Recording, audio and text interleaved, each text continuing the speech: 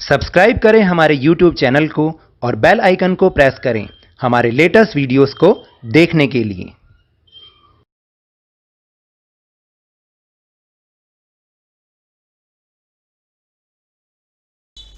Hello and welcome to Lovneesh sir की class.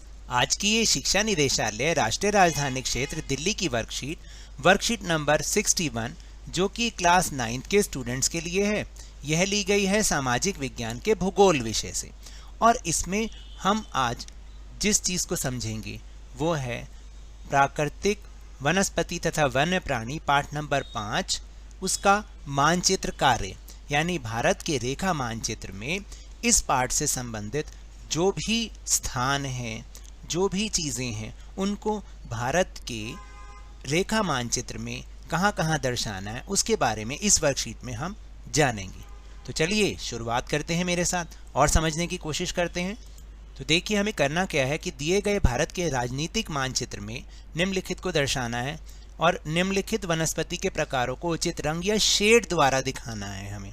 तो या तो हम रंग भर के उन्हें अलग अलग दिखा सकते हैं या डिफरेंट टाइप के शेड्स से भी हम उसको दिखा सकते हैं। तो हमें किन किन वनस्पति के प्रकारों को दिखाना है? उष्णकटिबंधीय सदाबहार वनों को, उष्णकटिबंधीय पर्णपाती वनों को, पर्वतीय वनों को, मैंग्रोव वनों को और उष्णकटिबंधीय कटीले वनों को हमें इसमें दिखाना है।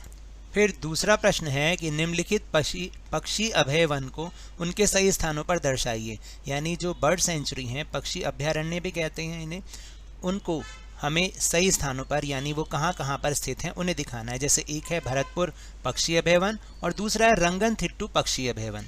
तो चलिए अब हम इनकी जानकारी भारत के राजनीतिक मानचित्र में लेते हैं।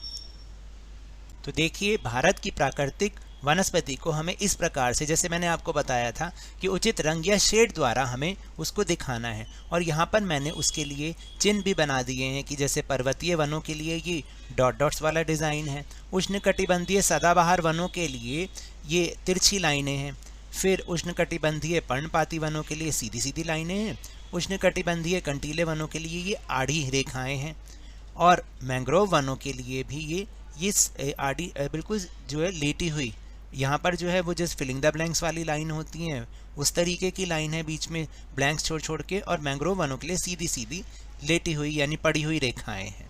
तो इस तरह से मैंने अलग अलग डिज़ाइन के द्वारा इसमें दिखाया है कि कौन से वन, किस प्रकार के वन कहाँ कहाँ पर स्थित हैं।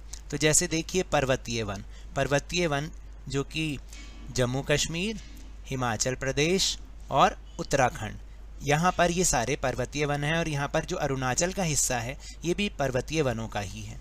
फिर इसके बाद आता है उष्णकटिबंधीय सदाबहार वन जो कि हमारा उत्तर पूर्वी इलाका है। भारत का उत्तर पूर्वी जो राज्य हैं वो सारा उष्णकटिबंधीय सदाबहार वनों से घिरा हुआ है।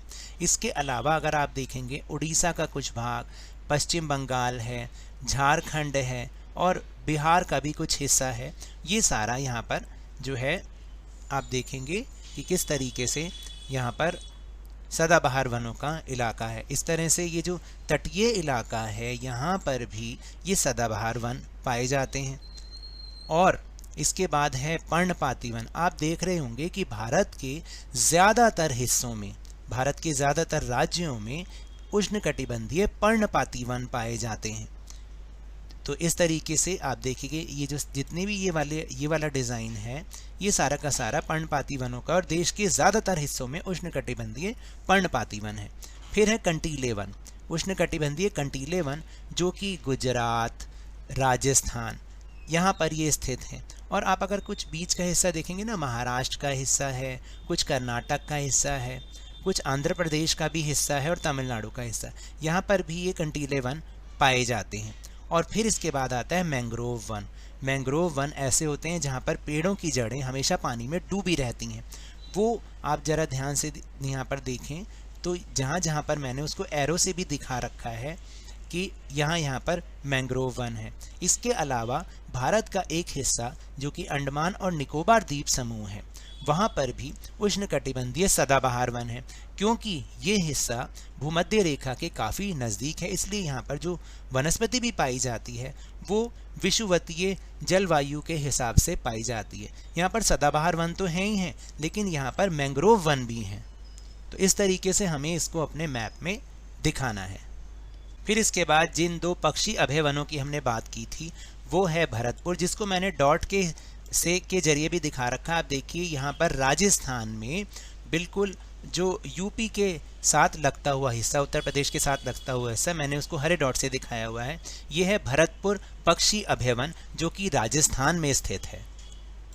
और उसके बाद है रंगनथिट्टू पक्षी अभयवन जो कि कर्नाटक में स्थित है। आप देखिए मैंने उसको हरे डॉट से, हरे बिंदु से दर्शा रखा है। यह है रंगनथिट्टू पक्षी अभयवन जो कि कर्नाटक में स्थित है। तो ये तो थी आज की वर्कशीट। अगर मेरे इस तरह समझाने से आपको थोड़ा सा भी समझ में आया हो तो इस चैनल को ज़्यादा से ज़्यादा सब्सक्राइब कीजिए, लाइक कीजिए और बहुत ज़्यादा शेयर भी कीजिए। और हाँ, मेरे साथ इसी तरह वर्कशीट को समझते रहिए, लेकिन ध्यान और मन लगाकर पूरी मेहनत और लगन के साथ पढ़ते रहिए। और अगर आपको कोविड-19 यानी कोरोना वायरस से बचना है ना, तो मास्क जरूर लगा के रखिए, क्योंकि जब तक दवाई नहीं तब तक कोई ढिलाई नहीं।